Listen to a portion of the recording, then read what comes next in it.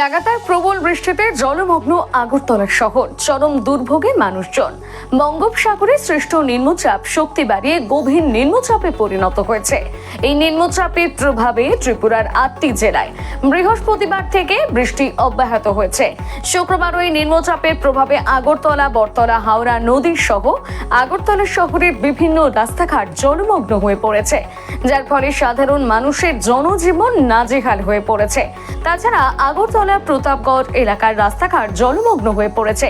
যদি এই বৃষ্টিপাত এইভাবেই জারি থাকে, তাহলে ত্রিপুরায় গত বছরের মতন এই বছরও ভয়াবহ বন্যা হওয়ার পরিস্থিতি রয়েছে। নমস্কার, আমরা এখন দাঁড়িয়ে রয়েছি আগরতলা প্রতাপগড় এলাকাতে, এবং এই আগরতলা প্রতাপগড় এলাকাতে কিন্তু এর আগের বছরও কিন্তু যে বৃষ্টি হয়েছিল, সেই টানা বর্ষণের কারণে কিন্তু সেই প্রতাপগড় এলাকার বিভিন্ন জায়গাতে এবং বিভিন্ন বাড়িঘরে কিন্তু জল জমে গিয়েছিল। এবারও কিন্তু সেই একই রকম অবস্থা হয়েছে।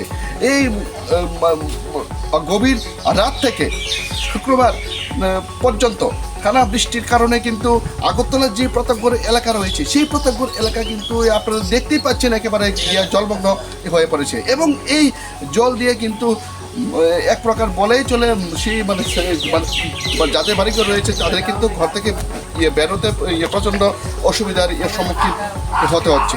এবং আমরা কিন্তু সেই ছবি আপনাদেরকে আমরা দেখাচ্ছি। এই বৃষ্টির কারণে মানুষজনের অনেক প্রকার সমস্যার সম্মুখীন হতে হচ্ছে।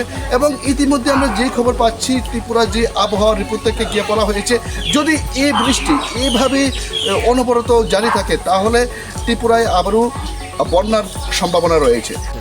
জলটা গ্যাস এবার তো তারাই বাড়ছে, একটু স্পিডটা কম, যদি বৃষ্টিও আবার তাহলে বাড়বো। মানে এই জায়গার নাম কি ধরে? এই জায়গার নাম কি ধরে? এই জায়গার নাম বলদাখাল পালপাড়া। আচ্ছা, কেমন অবস্থা দেখেন জলের? যদি অক্ষণে বৃষ্টি নামে তাহলে তো ভয়ঙ্কর গ্যাস এবার তো বেশি, এদিকে যদি না হওয়া তাহলে তো ঠিক আছে। আর রাস্তাঘাট রাস্তাঘাটও ভেঙে গেছে, ওই দিনে গ্যাস করছে। আর এমনি রাস্তাঘাটে জল কেমন দেখলেন?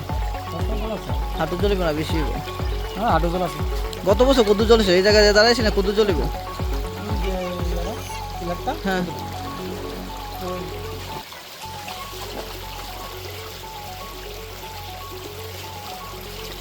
জল তো বাড়ছে এখন, আর স্পিডটা কম।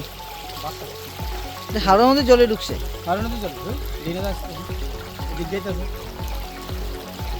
আগরতলা থেকে ক্যামেরায় গৌরাঙ্গ দাসের সাথে বিক্রম কর্মকারের রিপোর্ট, টাইম প্রেস।